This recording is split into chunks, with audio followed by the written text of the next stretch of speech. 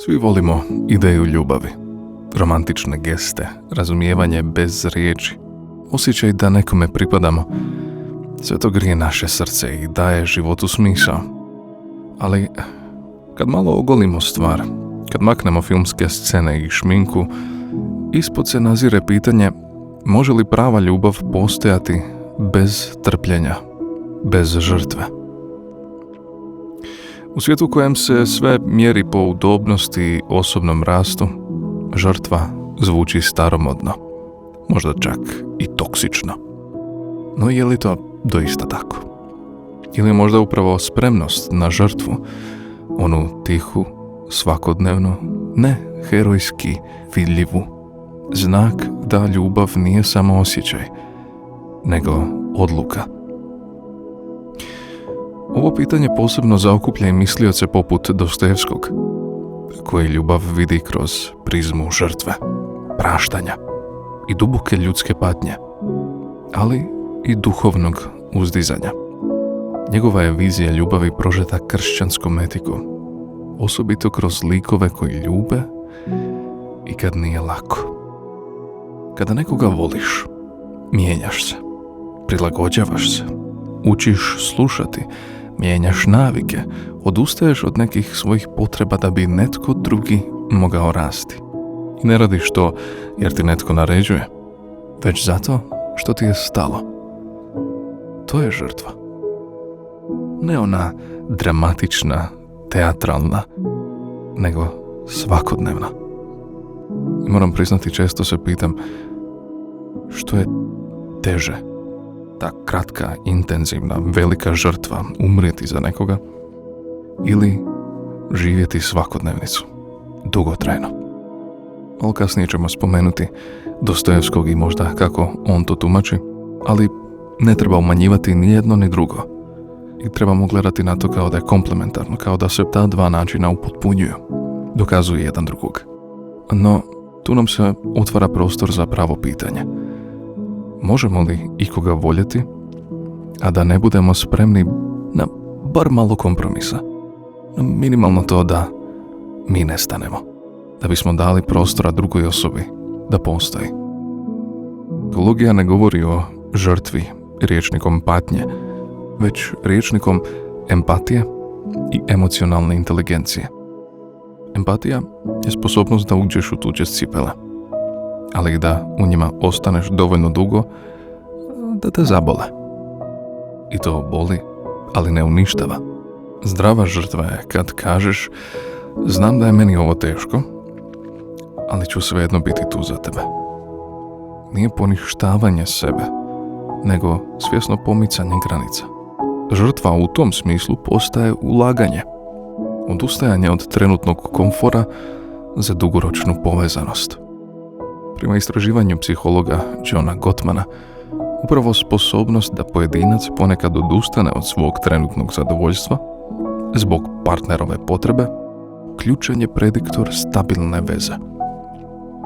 Također studije o empatijskoj žrtvi pokazuju da ljudi koji se više žrtvuju iz suosjećanja imaju dublje i dugotrajnije odnose.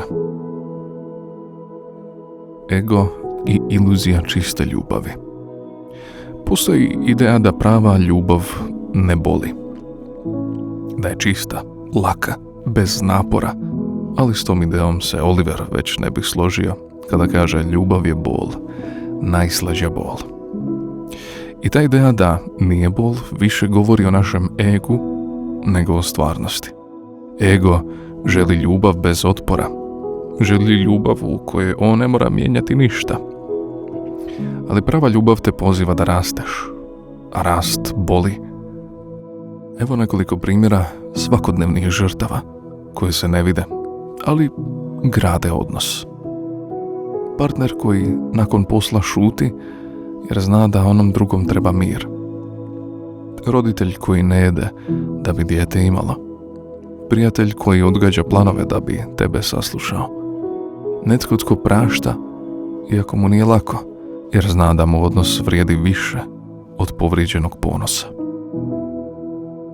Svaki dan radimo barem minimalne žrtve. i trebamo biti ponosni na njih. Bez obzira što one ne idu u biografiju, u životopis, ne zarađuju lajkove, ali čine vezu stvarnom. Ako vam paše ovaj sadržaj, pozivam vas da lajkate i komentirate ispod koju sitnu žrtvu ste vi napravili danas, jučer, ili ste primijetili da je netko učinio za vas. Može biti da vam se netko samo ustao da vam donese čašu vode. Svima bi nam dobro došlo malo osvješćivanje tih sitnih, ali golemih malih žrtava. Je li žrtva uvijek dobra? Naravno, ne govorimo o žrtvi koja briše tvoju osobnost. Postoji žrtva iz ljubavi, ali i žrtva iz straha. Da ne budeš ostavljen, da budeš dovoljno dobar, da ne narušiš mir.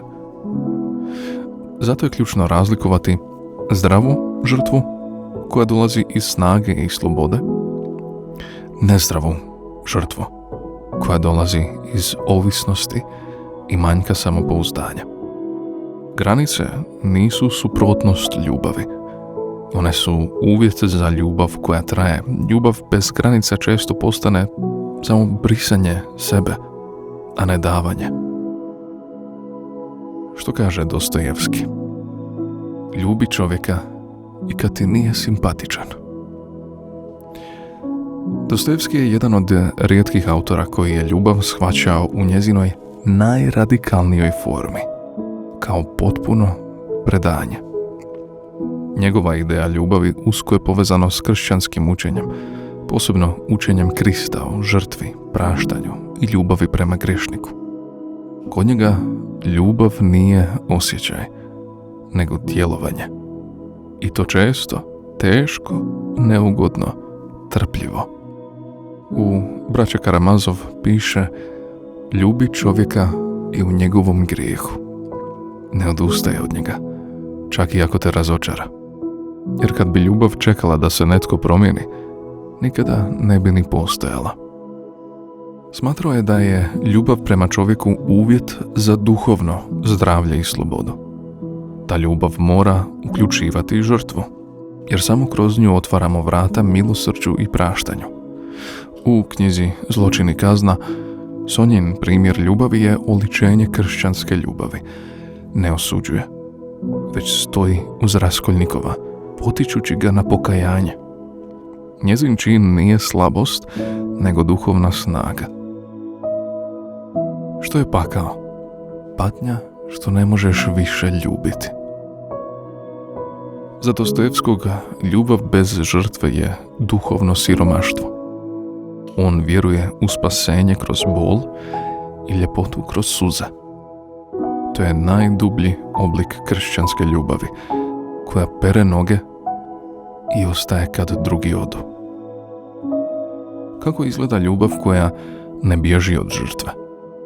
Važno je naglasiti da to nije ljubav koja trpi baš sve, nego ljubav koja zna za što vrijedi trpjeti. To je odnos u kojem znaš da nekad moraš reći: teško mi je, ali ću ostati. To je roditelj koji ne odustaje, partner koji pokušava i kad mu ne ide, prijatelj koji nije tu samo kad mu je zgodno, i u dobru i u zlu. Ima li ljubavi bez žrtve? Možda ima. Ali to onda nije ljubav koja mijenja ljude, liječi rane i gradi mostove. To je ljubav koja traje dok traje komfor, a kada dođu teški dani, nestaje. Tako da, bilo bi zgodno koristiti drugu riječ. Mnogi koriste i razlikuju, pa i ja sam, riječ zaljubljenost. Najjednostavnije kao jedna faza prije ljubavi, a naravno, ovdje nismo ni spominjali, treba paziti kada je riječ o navezanosti, o ovisnosti. Kada mislimo da je nešto ljubav, ali je zapravo zatvor i činimo i sebi i drugome štetu. Ali to ćemo ostaviti za drugi video. I da zaključimo, prava ljubav ima u sebi barem malo križa. Ne zato što mora boljeti, pa postanemo mazohisti, fetiširajući bol. Ne, nego zato što znaš da vrijedi, da ti vrijediš i da druga osoba vrijedi. U hvalospjevu ljubavi, ljubav sve podnosi, ljubav ne traži svoje. Ako nešto treba podnositi, ako ne tražiš svoje, znači potiskuješ ono što tebi treba trenutno. A što je to drugo nego žrtva?